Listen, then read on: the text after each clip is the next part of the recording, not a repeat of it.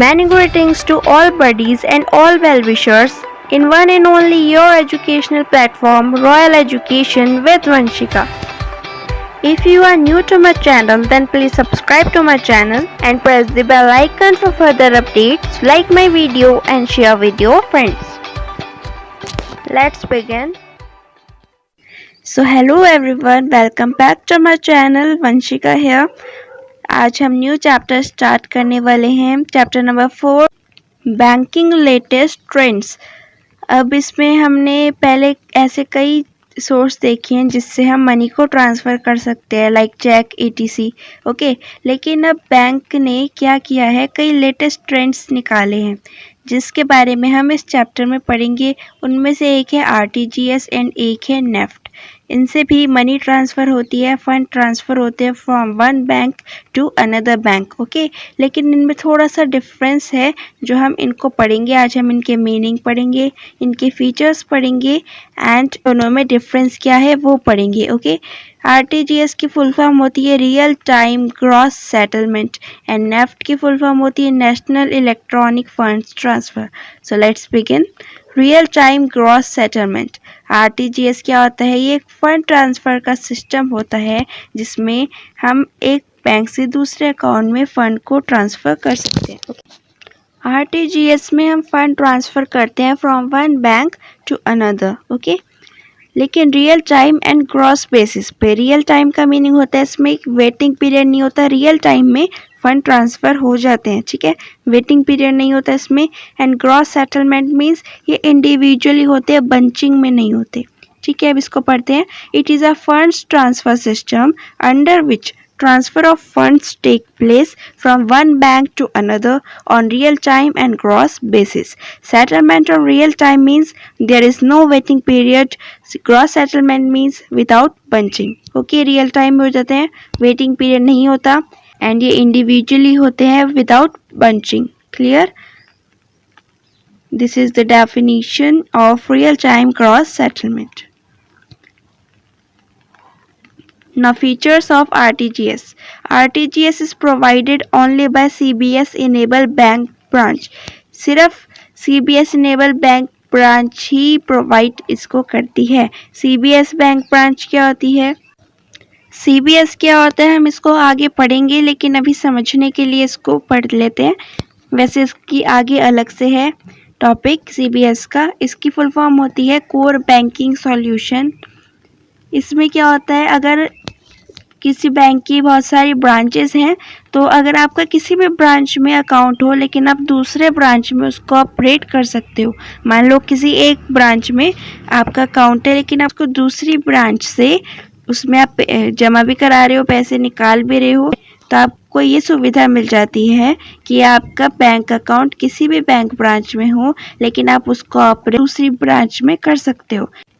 तो CBS core banking solution, इसमें आपको ये फैसिलिटी मिल जाती है कि आपका अकाउंट किसी भी बैंक ब्रांच में हो लेकिन आप उसको दूसरी बैंक ब्रांच में ऑपरेट कर सकते हो, okay. So RTGS is provided only by CBS enabled bank branches. Number 2, RTGS transactions are take place individually and not in batches. ये हमने पढ़ा था इसकी डेफिनेशन में भी। ग्रॉस सेटलमेंट, ग्रॉस सेटलमेंट का मीनिंग यही होता है कि इंडिविजुअली होते हैं, नॉट इन बंचिंग। सो इसका फीचर है ये कि these are take place individually and not in batches. Number 3, इसकी मिनिमम वैल्यू होती है 2 lakhs, there is no upper limit, okay. 2 lakhs तक आप इसमें ट्रांजेक्शन्स कर सकते हैं।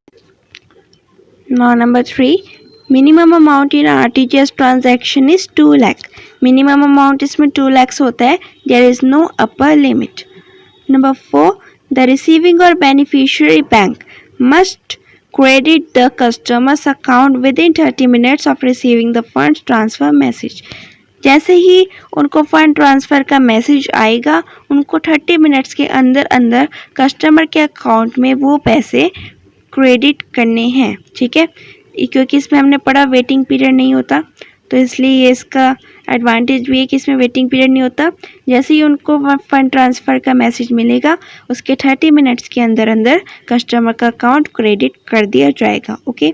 Number 5, the transfer is final and irrevocable. Irrevocable का मीनिंग इररिवोकेबल का मीनिंग होता है जिसको आप चेंज नहीं कर सकते एंड रिकवर नहीं कर सकते. Okay, so this transfer is final and irrevocable. So these are 5 features of RTGS. Now NEFT क्या होता है? ये भी एक फंड ट्रांसफर होता है लेकिन एक कंट्री वाइड सिस्टम होता है. ओके, कंट्री वाइड मीन्स होता है पूरे देश भर में. ओके, सो ये कंट्री वाइड सिस्टम होता है जिसमें इंडिविजुअल, फर्म और कंपनी इलेक्ट्रॉनिकली फंड को ट्रांसफर करते हैं from any bank branch to another individual, firm और company having account in any other bank branch in the country. Country के किसी बैंक ब्रांच में हो, हम उसको वहाँ पे ट्रांसफर कर सकते हैं. ओके, इसकी फुल फॉर्म होती है national electronic fund transfer. NEFT is a country wide system by which an individual, firm और company can electronically transfer funds from any bank branch, किसी भी बैंक ब्रांच से, टू अनदर इंडिविजुअल, दूसरे individual, firm और company having account in any other bank branch in the country. Clear?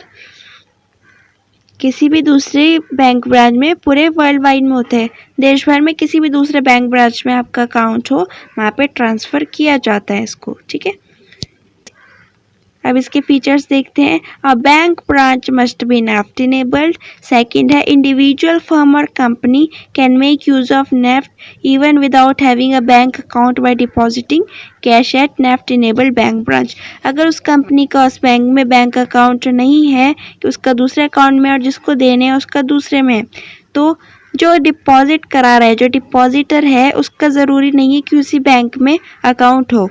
वो बिना account हो के भी वहाँ पे अमाउंट जमा करवा सकता है.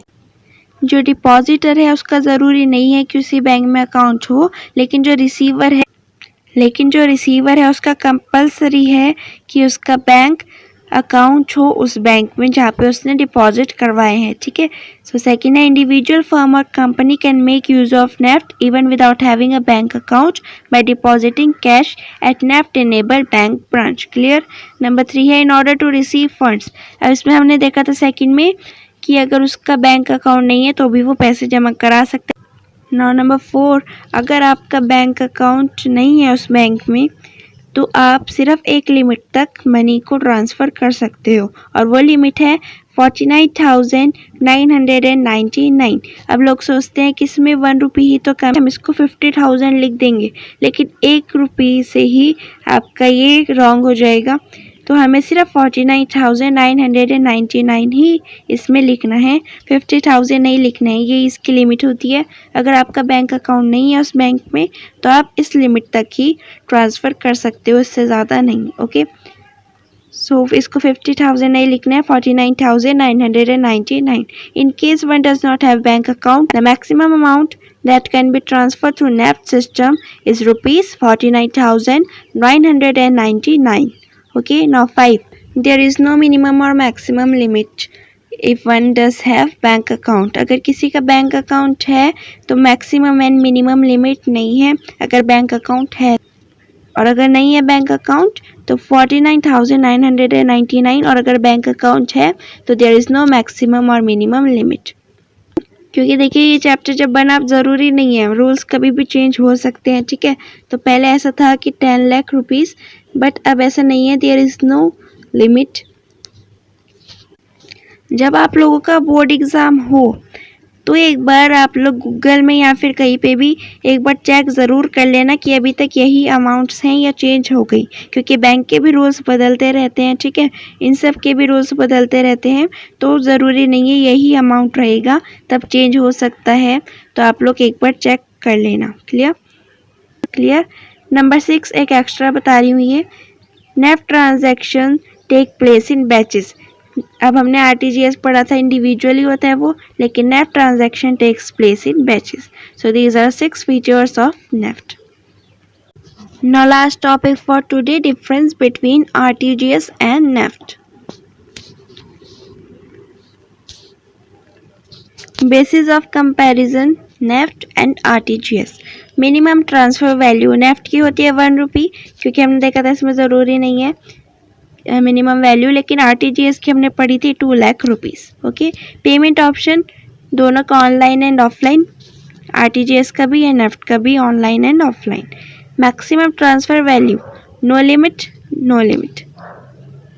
सेटलमेंट टाइप नेफ्ट का है half hourly basis and RTGS का रियल टाइम होता है, हमने पढ़ा था, वेटिंग पीरियड नहीं होता इसमें।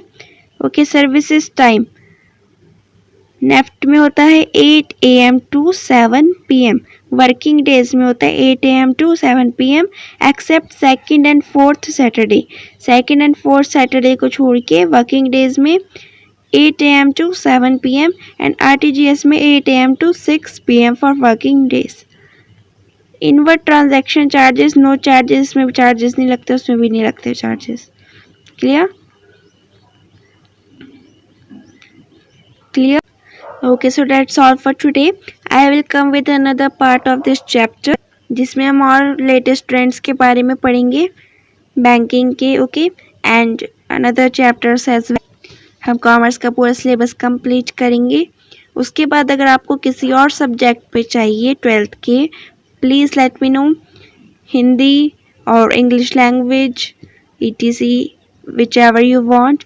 और हम उसके बाद मोटिवेशनल वीडियोस एंड बोर्ड्स की टिप्स एंड ट्रिक्स इन सब पे वीडियो बनाएंगे। So stay tuned for them and thank you so much for watching.